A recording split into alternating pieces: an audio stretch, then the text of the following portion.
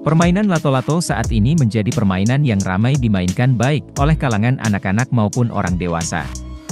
Namun siapa sangka, akibat permainan ini salah satu bocah berusia 8 tahun terpaksa harus menjalani operasi mata. Kejadian ini terjadi pada seorang anak laki-laki yang berusia 8 tahun, beralamat di Kecamatan Sungai Raya, Kabupaten Kuburaya. Ayah korban Ari Julianto menceritakan saat kejadian tersebut terjadi kepada anaknya berinisial An. Peristiwa terjadi pada 27 Desember 2022, sore hari. Ari menjelaskan, meski sempat melukai mata anaknya, serpihan tersebut langsung jatuh.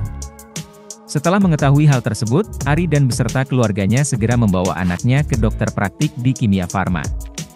Lalu dirujuk ke RSUD Dr. Soedarso Pontianak dan menjalani operasi pada 29 Desember 2022.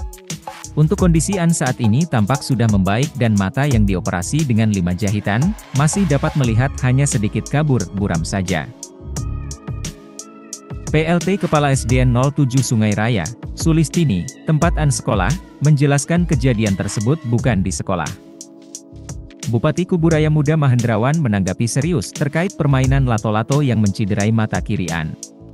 Keseriusan Bupati Muda akan segera ditangani dan dibantu dalam pengobatan dengan meminta Dinas Kesehatan Kabupaten Kuburaya memfollow up perawatan dan kesehatan An. Terkait peristiwa anak yang terkena dampak permainan lato-lato tersebut, Bupati Muda akan mengeluarkan surat edaran.